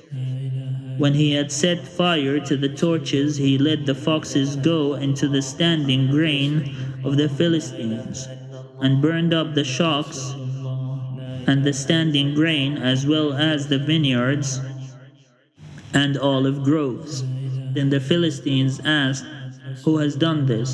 And they said, "Samson, the son-in-law of the Timnites, because he has taken Samson's wife and given her to his companion." So the Philistines came up and burned her and her father. Samson said to them, "If this is what you do, I swear I will not stop until I have taken revenge on you." He struck them down, hip and thigh, with great slaughter, and he went down and stayed in the cleft of the rock of Etam. Then the Philistines came up and encamped in Judah, and made a raid on Lehi. The men of Judah said, "Why have you come up against us?" They said, "We have come up to bind Samson, to do to him as he did to us." Then 3,000 men of Judah went down to the cleft of the rock of Etam, and they said to Samson, "Do you not know that the Philistines are rulers over us? What then have you done to us?" He replied, "As they did to me, so I have done to them." They said to him, "We have come down to bind you, so that we may give you into the hands of the Philistines." Samson answered them, "Swear to me that you yourselves will not attack me." They said to him, "No, we will only bind you and give you into their hands. We will not kill you." So they bound him with 2 new ropes and brought him up from the rock. When he came to Lehi, the Philistines came shouting to meet him, and the Spirit of the Lord rushed on him, and the ropes that were on his arms became like flax that has caught fire, and his bonds melted off his hands. Then he found a fresh jawbone of a donkey, reached down and took it, and with it he killed 1,000 men. And Samson said, with the jawbone of a donkey, heaps upon heaps, with the jawbone of a donkey I have slain 1,000 men. When he had finished speaking, he threw away the jawbone, and the place was called Ramath Lehi. By then he was very thirsty, and he called on the Lord, saying, You have granted this great victory by the hand of your servant. Am I now to die of thirst and fall into the hands of the uncircumcised? So God split open the hollow place that is at Lehi, and water came from it. When he drank, his spirit returned, and he revived. Therefore it was named En Hakkore, which is at Lehi to this day. And he judged Israel in the days of the Philistines 20 years. Chapter 16. Once Samson went to Gaza, where he saw a prostitute and went into her. The Gazites were told, Samson has come here, so they circled around and lay in wait for him all night at the city gate.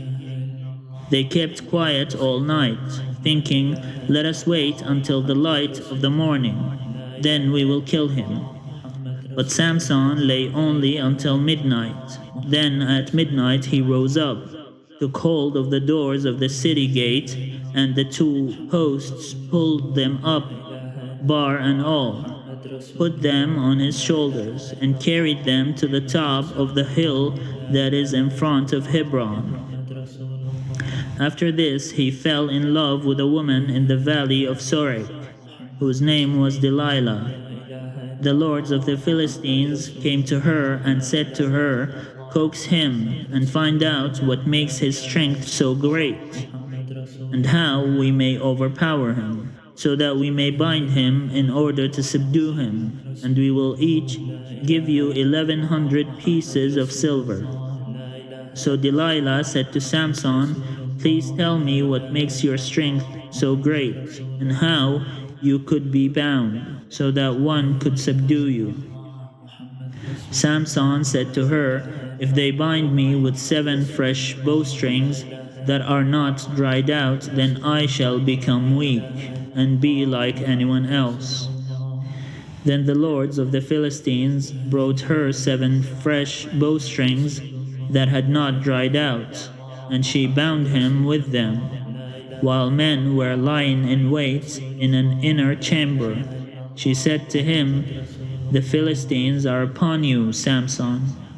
But he snapped the bowstrings as a strand of fiber snaps when it touches the fire, so the secret of his strength was not known.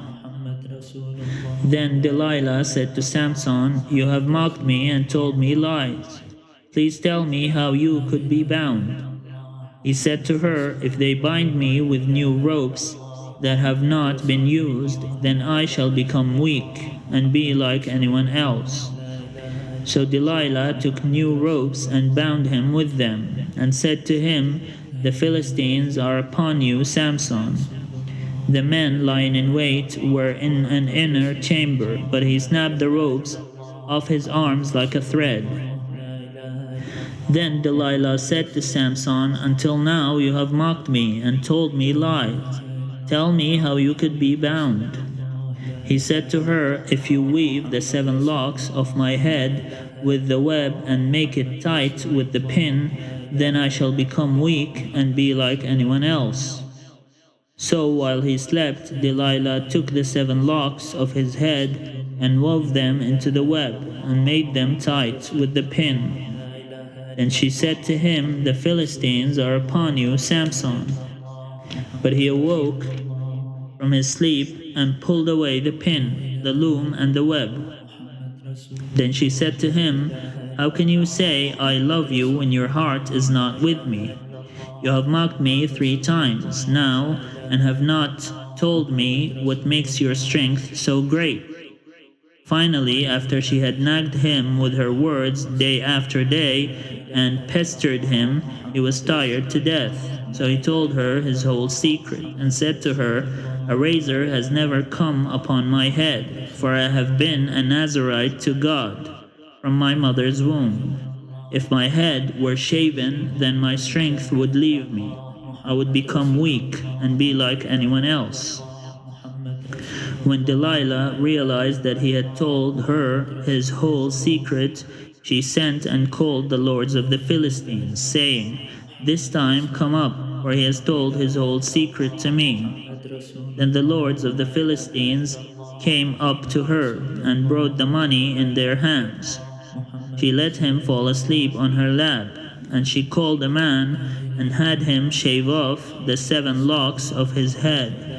He began to weaken, and his strength left him. Then she said, "The Philistines are upon you, Samson." When he awoke from his sleep, he thought, "I will go out as at other times and shake myself free." But he did not know that the Lord had left him. So the Philistines seized him and gouged out his eyes. They brought him down to Gaza and bound him with bronze shackles, and he ground at the mill in the prison. But the hair of his head began to grow again after it had been shaved. Now the lords of the Philistines gathered to offer a great sacrifice to their god Dagon, and to rejoice, for they said, "Our God has given Samson, our enemy, into our hand." When the people saw him, they praised their God, for they said, "Our God has given our enemy into our hand, the ravager of our country, who has killed many of us." And when their hearts were merry, they said, "Call Samson, and let him entertain us." So they called Samson out of the prison, and he performed for them. They made him stand between the pillars, and Samson said to the attendant who held him by the hand, "Let me feel the pillars on which the house rests, so that I may lean against them." Now the house was full of men and women.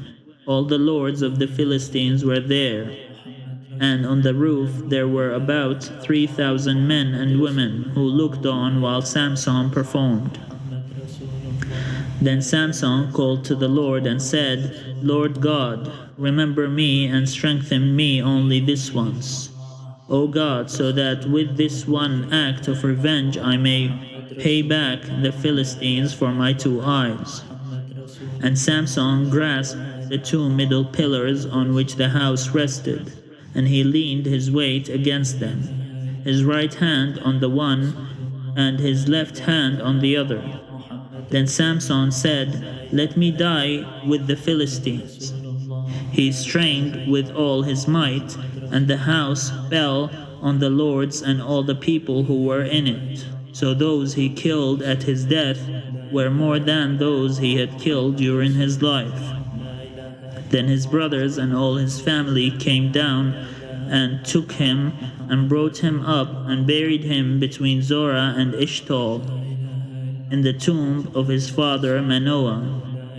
He had judged Israel 20 years.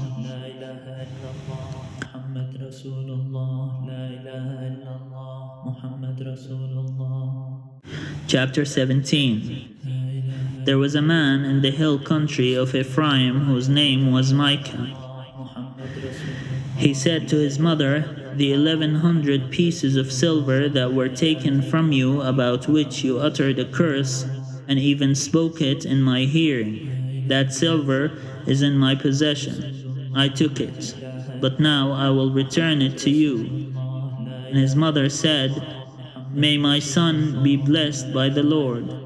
Then he returned the 1,100 pieces of silver to his mother. And his mother said, "I consecrate the silver to the Lord from my hand for my son, to make an idol of cast metal."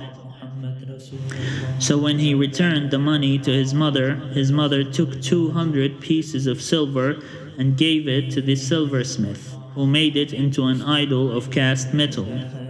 And it was in the house of Micah.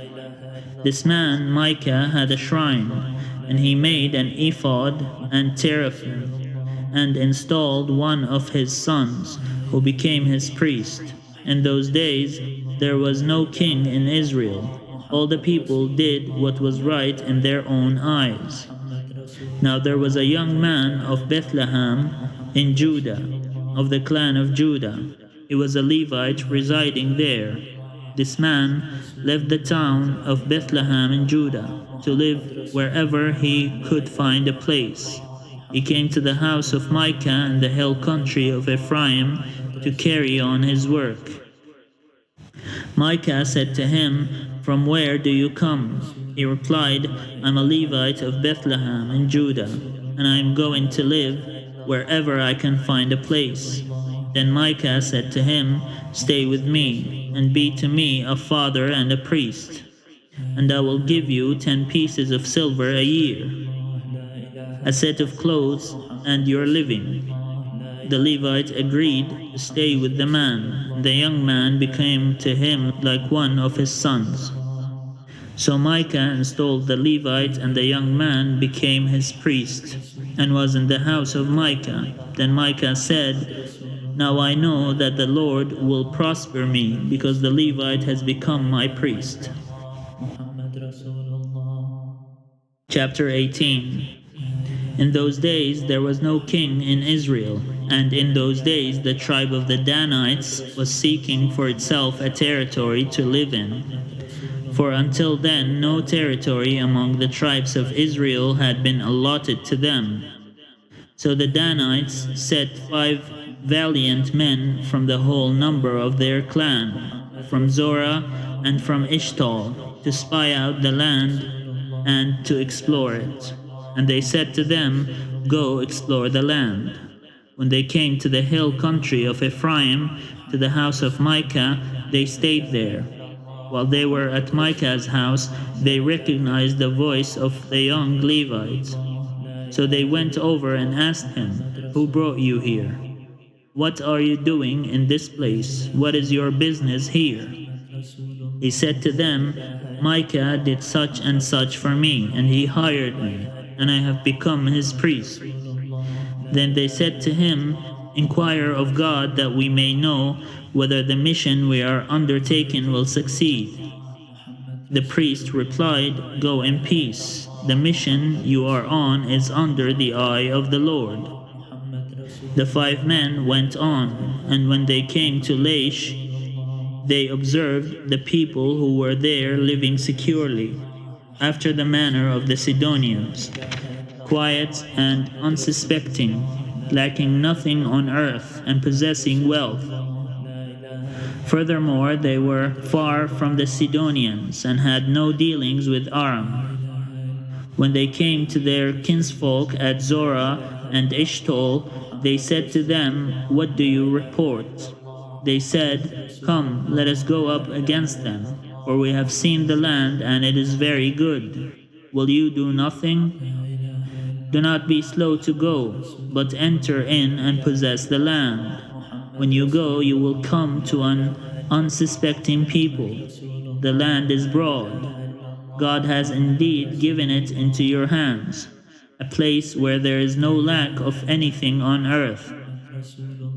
600 men of the Danite clan, armed with weapons of war, set out from Zorah and Eshtaol, and went up and encamped at Kiriath Jearim in Judah. On this account that place is called Mahane-dan to this day. It is west of Kiriath Jearim. From there they passed on to the hill country of Ephraim, and came to the house of Micah. Then the 5 men who had gone to spy out the land, that is Laish, said to their comrades, "Do you know that in these buildings there are an ephod, teraphim, and an idol of cast metal? Now therefore consider what you will do."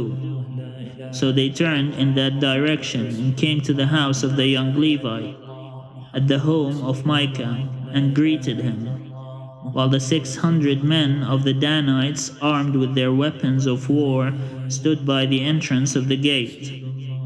The 5 men who had gone to spy out the land proceeded to enter and take the idol of cast metal, the ephod, and the teraphim. The priest was standing by the entrance of the gate with the 600 men, armed with weapons of war. When the men went into Micah's house and took the idol of cast metal, the ephod, and the teraphim, the priest said to them, "What are you doing?" They said to him, "Keep quiet. Put your hand over your mouth, and come with us, and be to us a father and a priest. Is it better for you to be priest to the house of one person, or to be priest to a tribe and clan in Israel?" Then the priest accepted the offer. He took the ephod and the teraphim and the idol, and went along with the people. So they resumed their journey, putting the little ones, the livestock, and the goods in front of them. When they were some distance from the home of Micah, the men who were in the houses near Micah's house were called out, and they overtook the Danites. They shouted to the Danites, who turned around and said to Micah, "What is the matter that you come with such a company?" He replied, "You take my gods that I made, and the priest, and go away. And what have I left? How then can you ask me what is the matter?" And the Danites said to him, "You had better not let your voice be heard among us, or else hot-tempered fellows will attack you, and you will lose your life and the lives of your household." Then the Danites went their way. When Micah saw that they were too strong for him, he turned and went back to his home. The Danites, having taken what Micah had made, and the priest who belonged to him, came to Laish, to a people quiet and unsuspecting, put them to the sword, and burned down the city. There was no deliverer, because it was far from Sidon, and they had no dealings with Aram. It was in the valley that belongs to Beth Rehob. They built the city and lived in it. They named the city Dan, after their ancestor Dan, who was born to Israel. But the name of the city was formerly Laish. Then the Danites set up the idol for themselves. Jonathan, son of Gershom, son of Moses, and his sons were priests to the tribe of the Danites until the time the land went into captivity. So they maintained as their own Micah's idol that he had made, as long as the house of God was at Shiloh.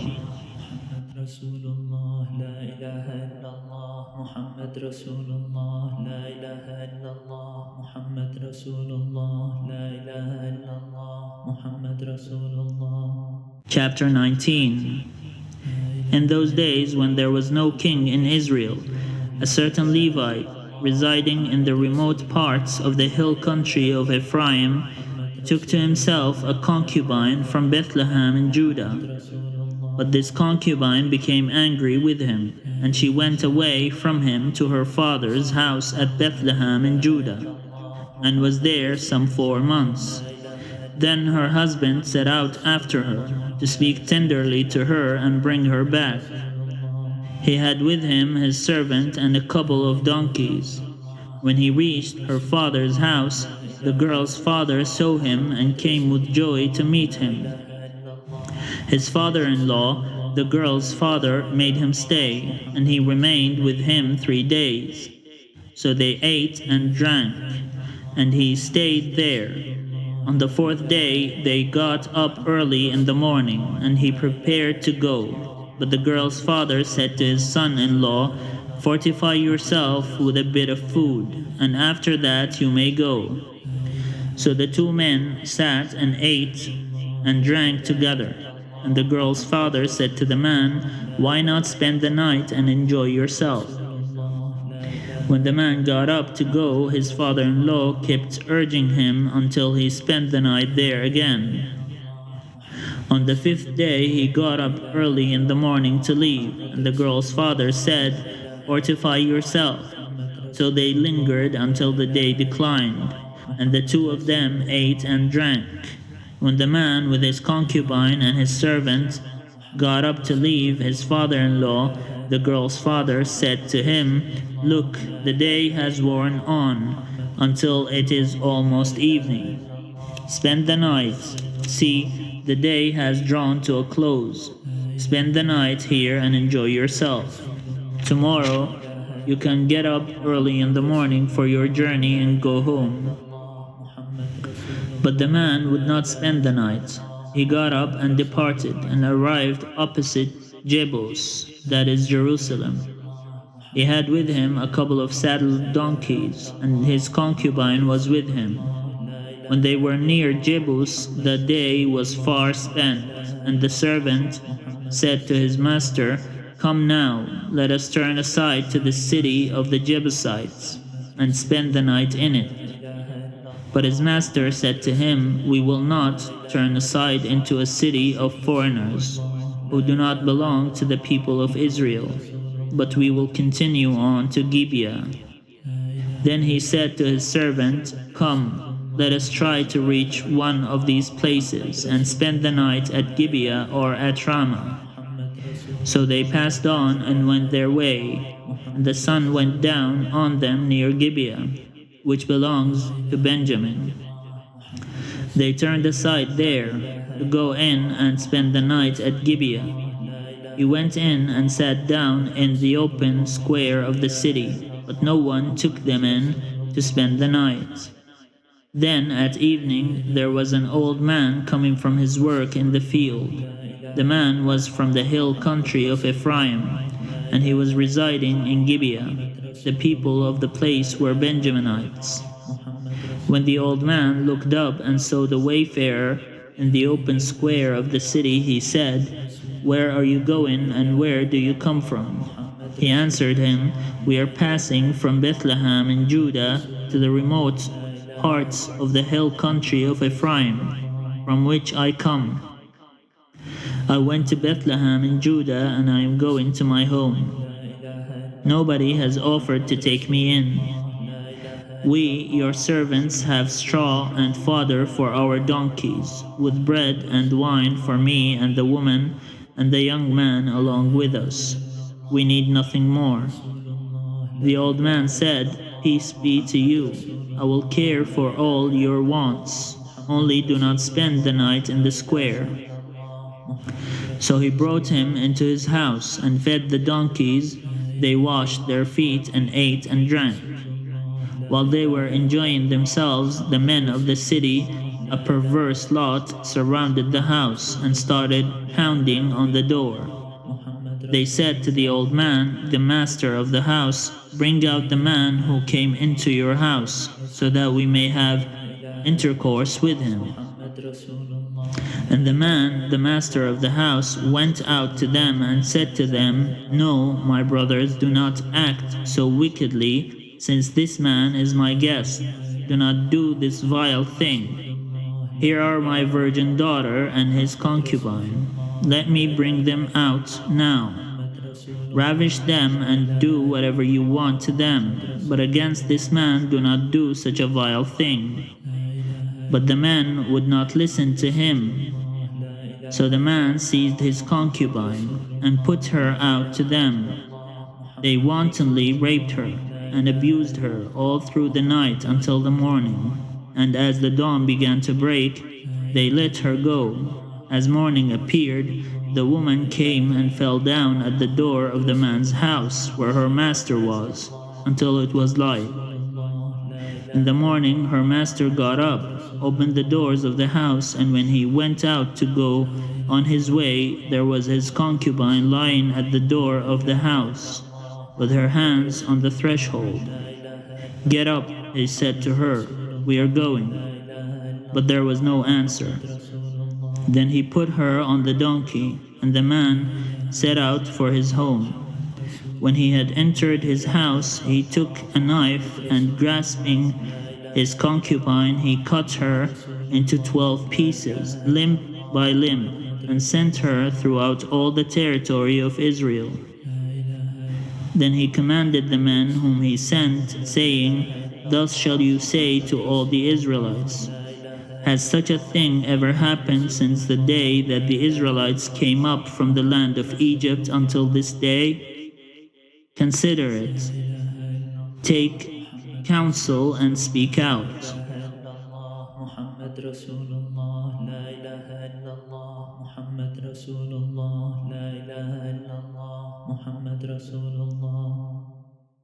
Chapter 20. Then all the Israelites came out from Dan to Beersheba, including the land of Gilead, and the congregation assembled in one body before the Lord at Mizpah. The chiefs of all the people, of all the tribes of Israel, presented themselves in the assembly of the people of God, 400,000 foot soldiers bearing arms. Now the Benjaminites heard that the people of Israel had gone up to Mizpah, and the Israelites said, "Tell us, how did this criminal act come about?" The Levite, the husband of the woman who was murdered, answered, "I came to Gibeah, that belongs to Benjamin, I and my concubine to spend the night.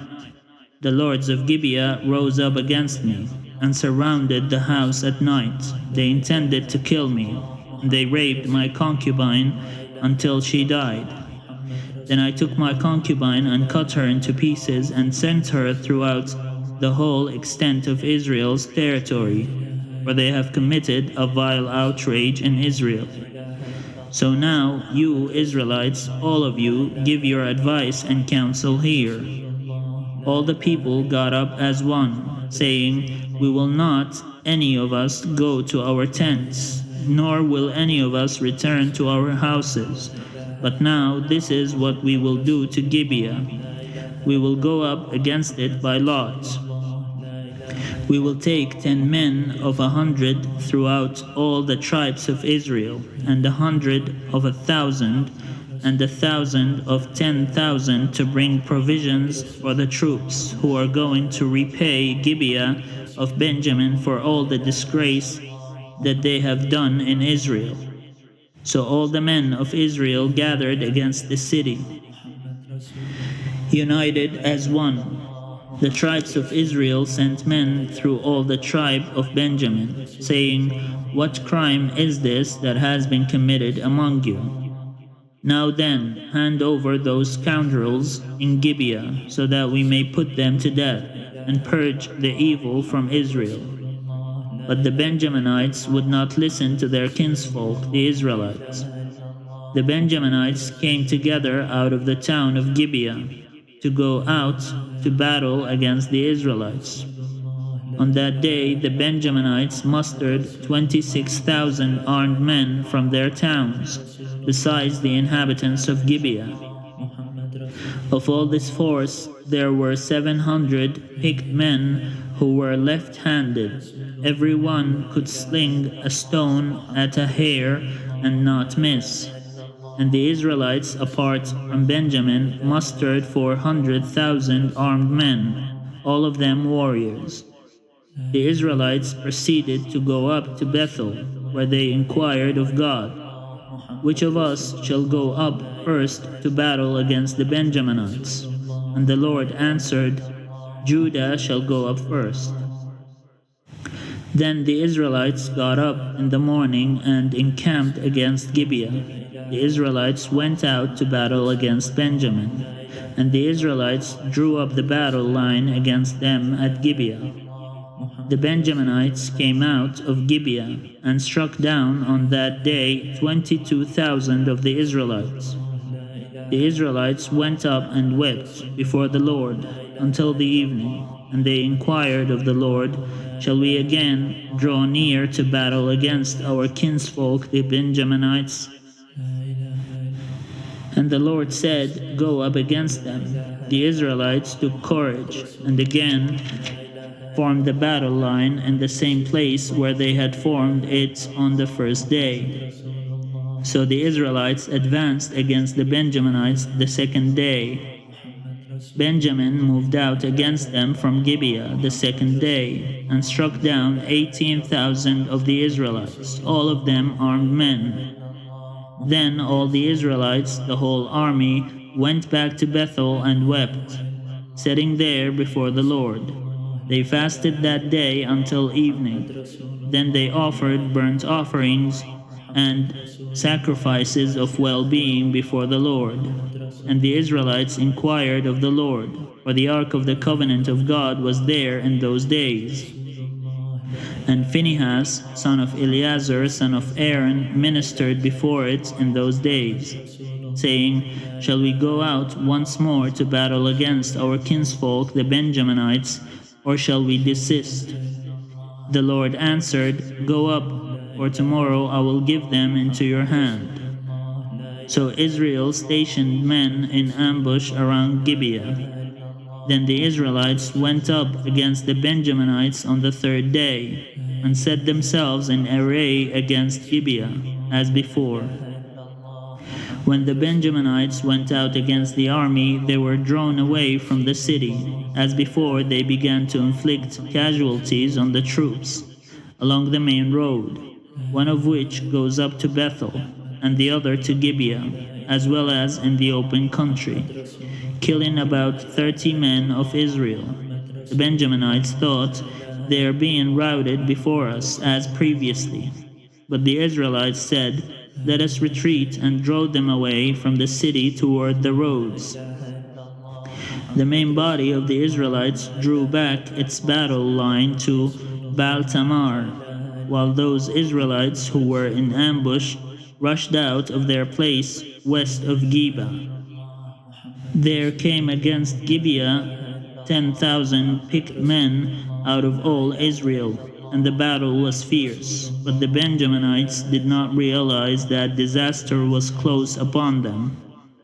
The Lord defeated Benjamin before Israel, and the Israelites destroyed 25,100 men of Benjamin that day, all of them armed. Then the Benjaminites saw that they were defeated. The Israelites gave ground to Benjamin, because they trusted to the troops in ambush that they had stationed against Gibeah. The troops in ambush rushed quickly upon Gibeah. Then they put the whole city to the sword. Now the agreement between the main body of Israel and the men in ambush was that when they sent up a cloud of smoke out of the city, the main body of Israel should turn in battle. But Benjamin had begun to inflict casualties on the Israelites, killing about 30 of them. So they thought, Surely they are defeated before us, as in the first battle. But when the cloud, a column of smoke, began to rise out of the city, the Benjaminites looked behind them, and there was the whole city going up in smoke toward the sky. Then the main body of Israel turned, and the Benjaminites were dismayed, for they saw that disaster was close upon them. Therefore they turned away from the Israelites in the direction of the wilderness. But the battle overtook them, and those who came out of the city were slaughtering them in between, cutting down the Benjaminites. They pursued them from Noha, and trod them down as far as a place east of Gibeah. 18,000 Benjaminites fell, all of them courageous fighters. When they turned and fled toward the wilderness to the rock of Rimmon, 5,000 of them were cut down on the main road, and they were pursued as far as Gidon, and 2,000 of them were slain. So all who fell that day of Benjamin were 25,000 arms-bearing men, all of them courageous fighters. But 600 turned and fled toward the wilderness to the rock of Rimmon, and remained at the rock of Rimmon for 4 months. Meanwhile, the Israelites turned back against the Benjaminites and put them to the sword. The city, the people, the animals, and all that remained. Also the remaining towns they set on fire. Chapter 21. Now the Israelites had sworn at Mizpah, No one of us shall give his daughter in marriage to Benjamin. And the people came to Bethel. and sat there until evening before God. And they lifted up their voices and wept bitterly. They said, O Lord, the God of Israel, why has it come to pass that today there should be one tribe lacking in Israel? On the next day, the people got up early and built an altar there and offered burnt offerings and sacrifices of well being. Then the Israelites said, which of all the tribes of Israel did not come up in the assembly to the Lord? For a solemn oath had been taken concerning whoever did not come up to the Lord to Mizpah, saying, that one shall be put to death. But the Israelites had compassion for Benjamin their kin, and said, one tribe is cut off from Israel this day. What shall we do for wives for those who are left? Since we have sworn by the Lord that we will not give them any of our daughters as wives. Then they said, is there anyone from the tribes of Israel who did not come up to the Lord to Mizpah? It turned out that no one from Jabesh Gilead had come to the camp, to the assembly. For when the roll was called among the people, not one of the inhabitants of Jabesh Gilead was there. So the congregation sent 12,000 soldiers there and commanded them, go, put the inhabitants of Jabesh Gilead to the sword, including the women and the little ones. This is what you shall do. Every male and every woman that has lain with a male you shall devote to destruction. And they found among the inhabitants of Jabesh Gilead 400 young virgins who had never slept with a man, and brought them to the camp at Shiloh, which is in the land of Canaan. Then the whole congregation sent word to the Benjaminites who were at the rock of Rimmon, and claimed peace to them. Benjamin returned at that time, and they gave them the women whom they had saved alive of the women of Jabesh Gilead, but they did not suffice for them. The people had compassion on Benjamin because the Lord had made a breach in the tribes of Israel. So the elders of the congregation said, what shall we do for wives for those who are left, since there are no women left in Benjamin? And they said, there must be heirs for the survivors of Benjamin, in order that a tribe may not be blotted out from Israel. Yet we cannot give any of our daughters to them as wives.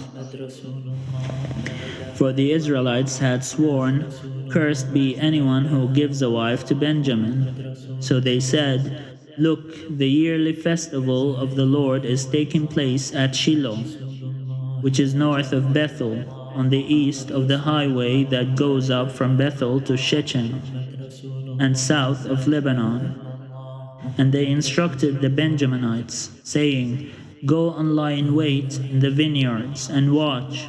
When the young women of Shiloh come out to dance in the dances, then come out of the vineyards, and each of you carry off a wife for himself from the young women of Shiloh, and go to the land of Benjamin. Then, if their fathers or their brothers come to complain to us, we will say to them, be generous and allow us to have them, because we did not capture in battle a wife for each man, but neither did you incur guilt by giving your daughters to them. The Benjaminites did so. They took wives for each of them from the dancers whom they abducted. Then they went and returned to their territory, and rebuilt the towns and lived in them. So the Israelites departed from there at that time by tribes and families, and they went out from there to their own territories. In those days there was no king in Israel. All the people did what was right in their own eyes.